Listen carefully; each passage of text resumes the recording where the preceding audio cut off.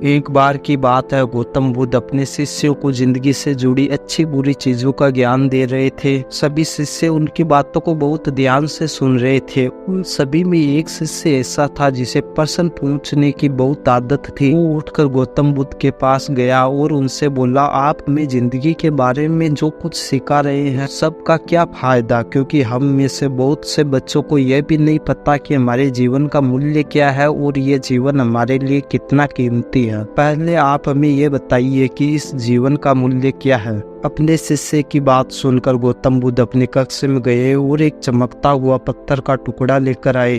वो टुकड़ा उन्होंने अपने शिष्य को दिया और बोले, मैं तुम्हें इस जीवन का मूल्य तब बताऊंगा जब तुम इस पत्थर का सही मूल्य पता लगा कर आओगे। साथ ही ये ध्यान रखना कि तुम्हें ये पत्थर का टुकड़ा किसी को बेचना नहीं है। गौतम बुद्ध की बात मानकर वो शिष्य बाजार की तरफ चला गया।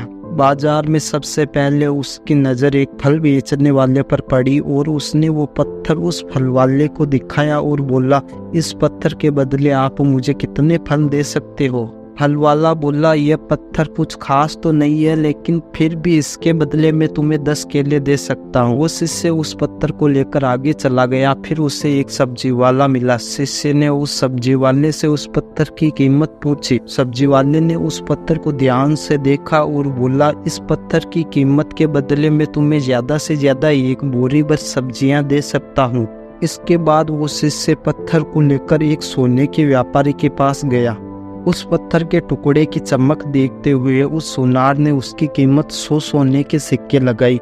शिष्य ने वो टुकड़ा बेचने से मना किया तो वो सुनार उसके बदले 200 सोने के सिक्के देने को भी राजी हो गया, लेकिन शिष्य ने वो पत्थर नहीं बेचा। इसके बाद वो शिष्य एक हीरो के व्यापारी के पास गया और उनके सामने उसने वो पत्थर के टुकड़े को रख दिया। उस पत्थर को देखते ही हीरो के व्यापारी ने एक साफ कपड़ा बिछाया, उस पत्थर को उसके ऊपर रखा, फिर उसकी परिक्रमा की और हाथ जोड़कर उस पत्थर को कपड़े से लपेटते हुए वो बोला, तुम जिसे मामूली पत्थर समझकर उसकी कीमत पूछ रहे हो, असल में ये एक बेशकीमती रूबी है। ऐसा रूबी हर किसी को नहीं मिलता। मैं अगर अपना सब कुछ बेच भी दूं तो भी इसकी कीमत नहीं चुका सकता। उस व्यापारी की बातें सुनकर वो शिष्य हैरान हो गया। वो दौड़ा दौड़ा सीधा बुद्ध के पास आया और उसने जो कुछ भी बाजार में हुआ वो सब बताया। उसकी अचरज भरी बातें सुनकर गौतम बुद्ध बोले, तुम्हारे सवाल का जवाब इसी रूबी की कीमत में ही छिपा है।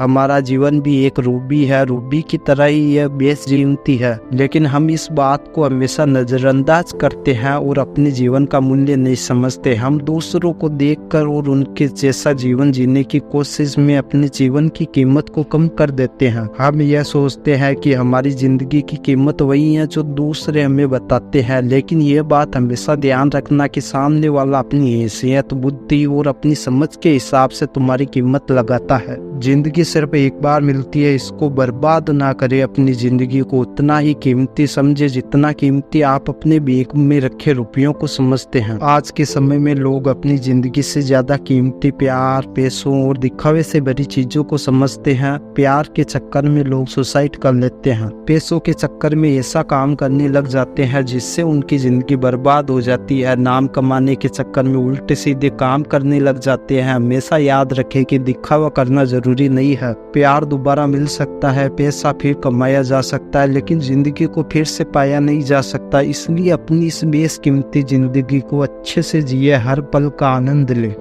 कभी यह ना सोचे कि आप इस दुनिया में किसी काम के नहीं है, ना कभी यह सोचे कि आपकी जिंदगी व्यर्थ है। आपके होने या ना होने से कुछ फर्क नहीं पड़ता। जब भी ऐसे नेगेटिव विचार आपके मन में आए तो खुद को बस ये याद दिलाए, जीवन एक रूबी है, ये बेशकीमती है। आई होप आपको ये वीडियो अच्छा लगा होगा और ऐसी कहानियाँ सुनने के लिए हमारे चैनल को सब्सक्राइब करें। धन्यवाद।